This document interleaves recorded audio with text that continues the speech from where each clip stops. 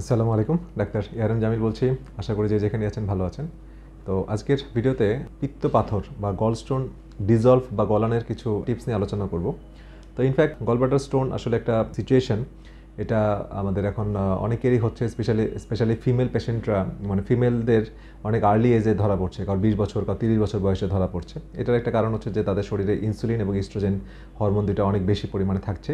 তো এটার কারণে গলব্লাডারে পিত্তের প্রবাহটা কমে যাচ্ছে, স্ট্যাসিস হচ্ছে, কোলেস্টেরলগুলো জমা হচ্ছে এবং কোলেস্টেরল স্টোনগুলো তৈরি হচ্ছে। তো যাই হোক, আমরা এই ইনফরমেশনটা শেয়ার করার উদ্দেশ্য হচ্ছে যে জাস্ট একটা মেসেজ দেওয়া এবং আপনাদের বলা উচিত, মানে জানা উচিত যে আমরা গলব্লাডার অপারেশন বা সার্জারিটা সবার লাস্ট সোর্ট হিসেবে রাখবো, লাস্ট অপশন হিসেবে রাখবো, যে প্রথম দিকেই আমরা অপারেশনে যাব না বা যাওয়া উচিত না। প্রথমে আমাদের ন্যাচারাল অনেকগুলো ওয়ে আছে যেটা সায়েন্টিফিক্যালি প্রুভড, সেটা আগে ট্রাই করব, then we go for surgery. ঠিক আছে? তো সবগুলোর পদ্ধতিরই লিমিটেশন আছে, কেউ 100% দাবি করতে পারবে না বা দাবি করা উচিতও না। বাট আমাদেরকে লজিক্যালি চিন্তা করতে হবে যে আমরা গলব্লাডারটা ফেলে দিলে তো আসলে অনেকে মনে করে কি, অনেকেই জিজ্ঞেস করে বা তাদের ধারণাই নেই, গলব্লাডার মনে করে যে ল্যাপারোস্কোপি করে শুধু গলব্লাডারের স্টোনটা বের করে আনে, গলব্লাডারটা মনে হয় থেকে যায়। আসলে বিষয়টা এরকম না, পুরো গলব্লাডারটাই ক্লিপ দিয়ে আটকানো হয় এবং আস্তে করে ওটা ডিটাচ করা হয় লিভার থেকে এবং এটা ফেলে দেওয়া হয়, অর্থাৎ পিত্তের যে থলিটা টোটালটাই ফেলে দেওয়া হয়। এবং আল্লাহ তাআলা আপনাকে যে পিত্ত থলিটা দিয়েছে, এটা নিশ্চয়ই একটা উদ্দেশ্য দেওয়া হয়েছিল, এবং এটা পিত্তর যে জমে থাকে বা পিত্তটা যে স্টোর থাকে, সেই পিত্তটা কিন্তু আপনার ফ্যাট ডাইজেশনে বা ফ্যাট ব্রেকডাউন করতে হেল্প করে। সুতরাং যখন পিত্তটা থাকবে না, তখন আপনার মানে লার্জ ক্যাপাসিটি অফ বাইল জমানো থাকবে না, এবং আপনি যখন এক্সট্রা অ্যামাউন্ট অফ ফ্যাট খাবেন বা ফ্যাট ডাইজেশন হবে না, ফ্যাট সেলেবল ভিটামিনগুলো শরীরে ঘাটতি তৈরি হবে, এই সমস্যাগুলো আপনার হবে।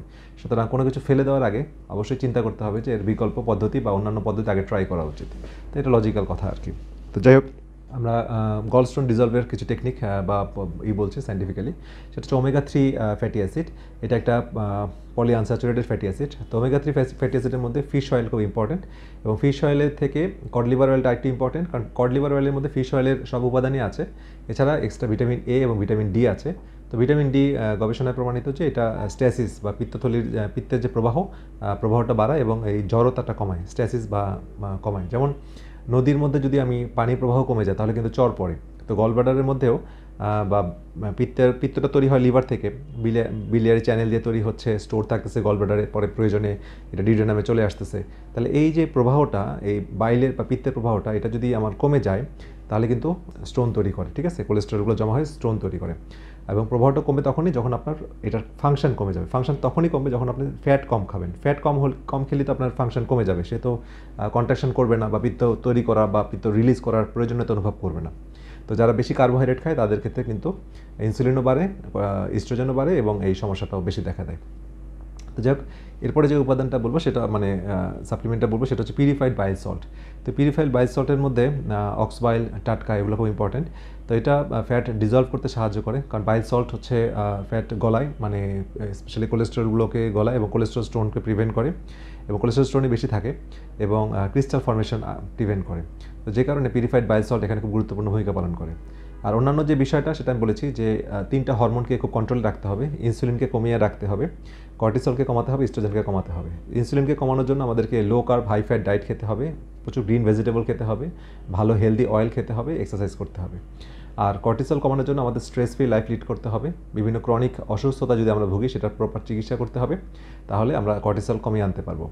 আর ইস্ট্রোজেনের জন্য আমরা অনেক ইস্ট্রোজেন মিমিক্রি যে আইটেমগুলো, যেমন অনেকে বার্থ কন্ট্রোল পিল গ্রহণ করছে, তারপরে অনেকে কসমেটিক বা প্লাস্টিক ম্যাটেরিয়াল ব্যবহার করছে যেটা ইস্ট্রোজেনের মতো বডিতে কাজ করছে বা ইস্ট্রোজেন রিসেপ্টরকে স্টিমুলেট করছে। তো ইস্ট্রোজেন ডমিনেন্স অনেকগুলো কারণেই হয়, বা যাদের মাসিক অনিয়মিত পলিসিস্টিক ওভারি আছে তাদের ক্ষেত্রেও কিন্তু ইস্ট্রোজেন ডমিনেন্স থাকে এবং তাদের গলস্টোন হওয়ার ঝুঁকি অনেক বেশি থাকে। তো এই বিষয়গুলো ঠিক করতে হবে। আর ট্রিটমেন্টের মধ্যে, ন্যাচারাল ট্রিটমেন্টের মধ্যে কফি এনিমা খুব গুরুত্বপূর্ণ। এখানে পিত্তের প্রবাহটা বাড়ে এবং গলস্টোন ছোটো ছোটো প্রবাহ বাড়লেই স্টোনগুলো, অল্প স্টোন থাকলে সেটা ছোটো হয়ে বেরিয়ে আসে। আর গলব্লাডার ফ্লাশ একটা থেরাপি, ন্যাচারাল থেরাপি, যেটার মাধ্যমে আমরা পিত্ত পাথরগুলো রিলিজ করতে পারি। তো প্রথমে আমাদের কিছুদিন ডায়েট এবং লাইফস্টাইল চেঞ্জ করে পিত্ত পাথরগুলোকে ছোটো করে আনতে হয়, তারপরে গলব্লাডার ফ্লাশে যেতে হয়। তো যাক, আজকের এই ভিডিওতে আশা করি পিত্ত পাথর হলেই যে আপনারা মানে আগে অপারেশনে জাম্প করবেন, সেটা করার আগে দিয়ে অবশ্যই এই বিষয়গুলো একটু চিন্তা করে তারপরে আপনি যাবেন। আগে ন্যাচারাল ওয়েগুলো ট্রাই করবেন। এতেই আল্লাহর রহমতে অনেকের ইমপ্রুভমেন্ট হয়ে যাবে বা ভালো হয়ে যাবে। তারপরেও যদি একদম রিফ্র্যাক্টরি কেস হয়, যেটা সম্ভবই না বা অনেক জটিলতা তৈরি হচ্ছে, ইন দ্যাট কেস আপনি সার্জারি লাস্ট অপশন। তো সবাই ভালো থাকেন, সুস্থ থাকেন। পরবর্তী ভিডিও দেখা আমন্ত্রণ রইল। আল্লাহ হাফিজ।